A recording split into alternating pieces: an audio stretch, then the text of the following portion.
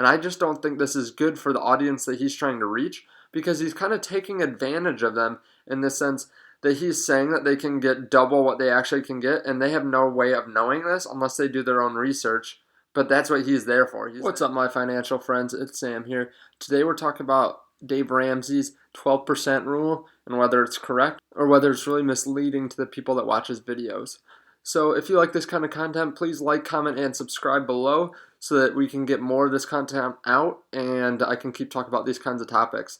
And tell me what you think of the video just in general, whether you like Dave Ramsey or you don't.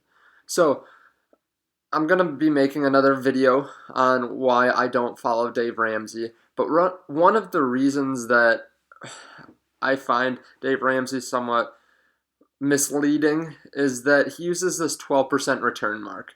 Now, the people that Dave Ramsey usually wants to talk to are the people that are in low income or moderate income. And the reason that I say this is because he's talking about getting out of debt, and he's not allowing them to use certain methods that would be beneficial if they were trying to gain wealth. So he doesn't believe in credit cards to build credit. He doesn't believe in certain kinds of debt payoff that might be more beneficial over time. He would rather mentally take the best route that makes you feel most accomplished right away and not give you the tools to get farther into debt. So there's some risk in return, but basically he's trying to target the people that can't be trusted with credit cards because they'll put too much on it. So generally, those are usually people that are less informed about how to properly use credit cards. Now, that's not always the case, but he's targeting people that he doesn't believe can handle a credit card. So, of course, this can be anyone, but generally, again, we find that people that get into credit card debt are usually lower income. They're not people that have millions of dollars. They're people that maybe just can't cover bills, so then they throw it on the card and then don't realize how detrimental that can be. I get back to this 12% return mark. He uses this 12% return mark, and he uses this in a lot of his videos and talks about how you can get a good growth mutual fund at 12%. And he uses these numbers like you should be able to tell the difference and be able to understand what he's saying. So he's talking to people that aren't necessarily educated on how to use credit cards and how finances work in general. And he's talking about average annual return. It can be very misleading. So this 12% return, he always talks about that being the average annual return, which is fine, but that's very different than the average compounded return. And these are large phrases that are difficult to understand, so I'm going to break it down. Average annual return is the average amount that the market goes up and down. So if you have $10 in the stock market and it goes up 100%, then you get $20. You double your money. Now, if it goes back down 50%, then you're back at $10. So it went up 100, it went down 50. The average annual return is 25 because it was 100 minus 50 divided by 2. That's 25% return.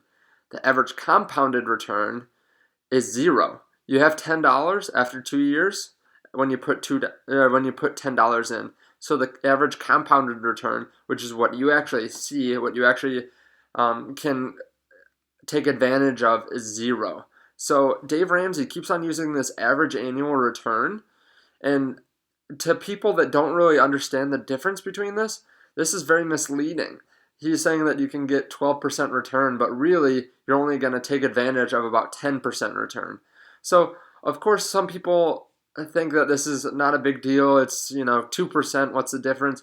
But over time, this makes a huge difference. So he talks about how to become a millionaire. He talks about how if you invest in a mutual fund that returns 12% and you put in $100 per month from 25 to 65, you'll eventually have $1 million, he says, $1,100,000, which is a great thing to be able to put that amount of money aside. And I agree that you should be doing that no matter the return, because you'll still make money on it, whether it's 10% or 12%, and it's a smart thing to do.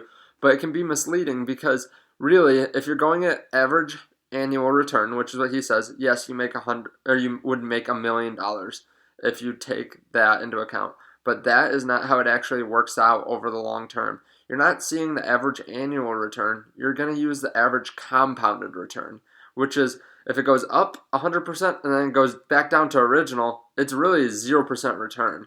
So if you use the average compounded return, which is actually 10%, and you do the same example, $100 a month from 25 to 65, you get 555,000.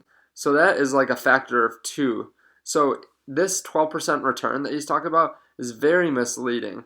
It doubles everyone's number that he's saying you can average over the long term. And I just don't think this is good for the audience that he's trying to reach, because he's kind of taking advantage of them in the sense that he's saying that they can get double what they actually can get, and they have no way of knowing this unless they do their own research. But that's what he's there for. He's there to provide context and to provide just knowledge in general, and he's taking advantage of this fact that people don't know the difference. So I hope this helps some of you guys distinguish the difference between average annual return and average compounded return, because they are very different and can make a huge difference on what you invest in and what you perceive as a reality for your investments. So if you like this kind of content, please like, comment, and subscribe for more. I'd love to make more videos like this. I think Dave Ramsey is still a great person for some people to follow, but I don't like when he misleads people like this. I'll see you guys next time.